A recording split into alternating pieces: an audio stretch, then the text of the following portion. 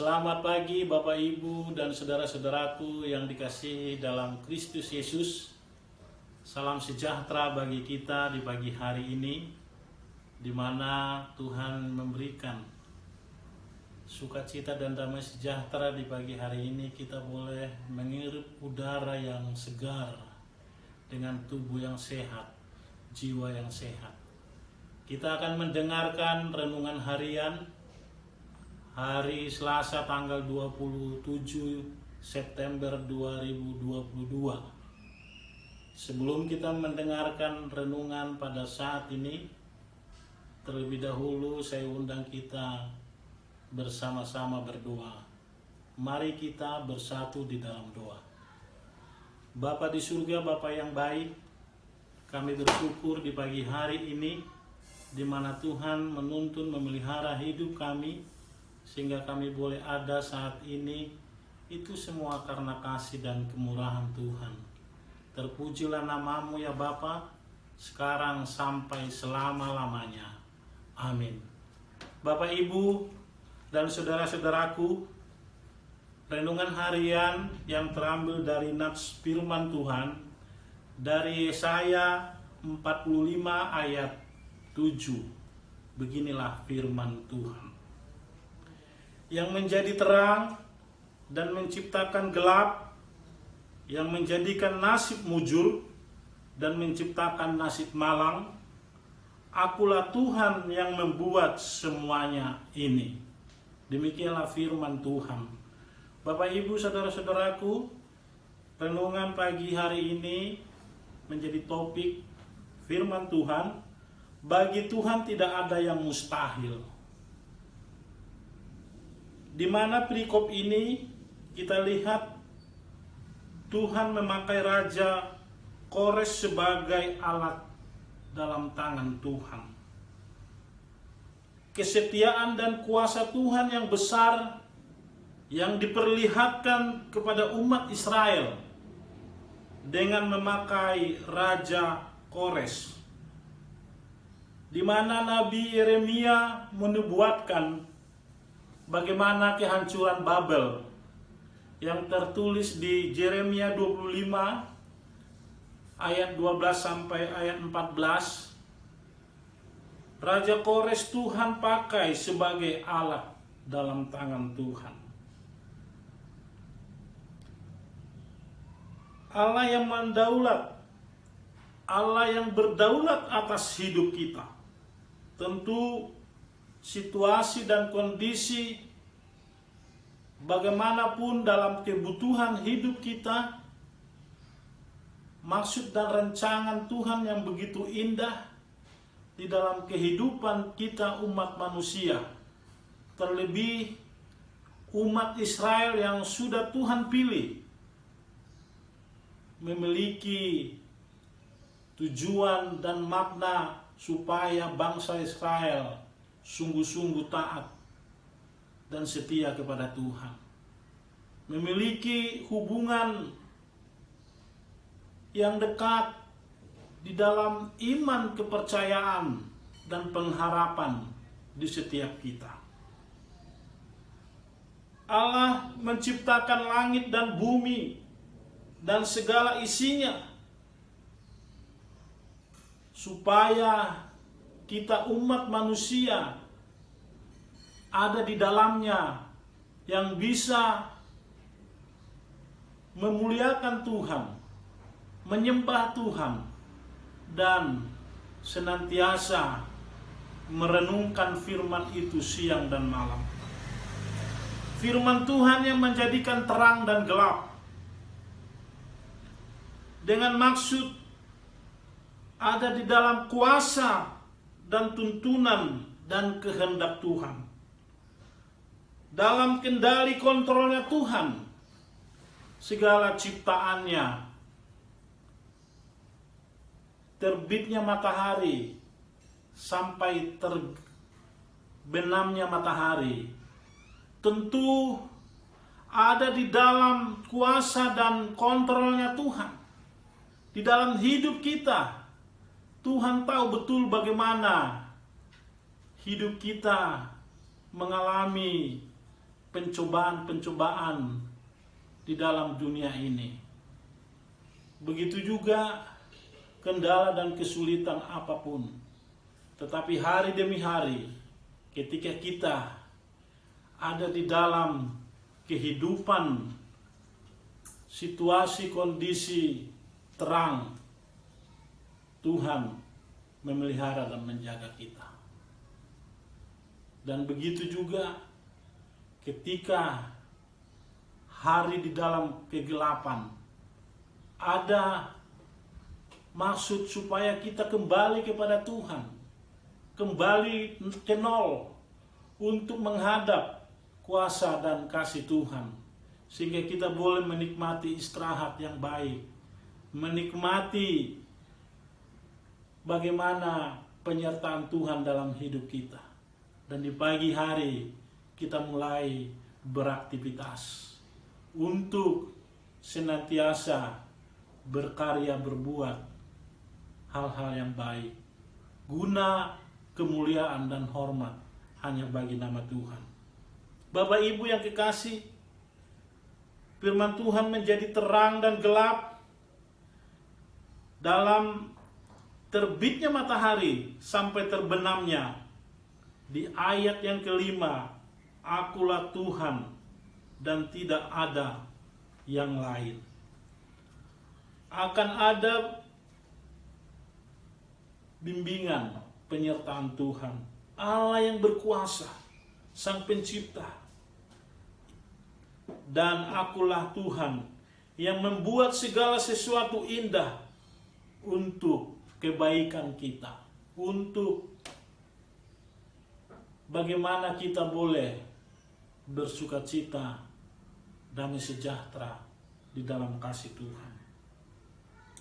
Bapak Ibu, kalau kita melihat yang menjadikan terang dan menjadikan gelap adalah kuasa Tuhan. Yang menjadikan nasib mujur dan menciptakan nasib malang, Tuhan yang berkuasa dan yang mengasihi. Bagaimana kita memposisikan diri ketika hidup kita diterangi firman Tuhan. Firman Tuhan adalah pelita bagi kakiku, terang bagi jalanku. Firman itu yang menyinari, yang memberikan cahaya kemuliaan Allah di dalam hidup kita. Tentu ada roh, yaitu Roh Kudus yang memimpin hidup kita, yang menyertai, yang menolong dan memberikan kita pedoman dan petunjuk sesuai dengan rancangan Allah, adalah rancangan damai sejahtera di dalam kehidupan kita, supaya kita berjalan di dalam terang firman Tuhan. Walaupun aku berjalan di dalam lembah kekelaman dunia ini, aku tidak takut bahaya, karena Allah besertaku. Gadamu dan tongkatmu, itulah yang memelihara hidupku. Di Mazmur 23. Dan ini juga yang meyakinkan kita hidup di dalam terang Kristus. Hidup kita dipimpin oleh Roh Allah. Roh Kudus ada di dalam hati dan pikiran kita. Firman yang menerangi hidup kita, yang terus membangunkan, menyemangati hidup kita di hari-hari yang kita jalani. Walaupun di dalam kehidupan terang, dalam situasi kondisi, musim apapun, apakah musim kemarau, musim hujan, dan sebagainya. Tetapi sebagai karakter dan sifat kita anak-anak Tuhan adalah anak-anak terang. Tentu gelap, di dalam kegelapan butuh penerangan firman Tuhan yang menerangi, menyinari hati kita dan jiwa kita. Hidup terang dan hidup gelap bertolak belakang, tetapi firman Tuhan yang menyinari di dalam kegelapan itu, sehingga kita menikmati terang yang bercahaya di dalam hati dan pikiran kita. Bapak, Ibu, saudara-saudaraku, yang pertama tadi, hidup di dalam terang Kristus yang menerangi firman Tuhan, yang menyinari, yang menerangi hati di dalam kehidupan kita. Dan yang kedua, hidup di dalam pimpinan Roh Kudus.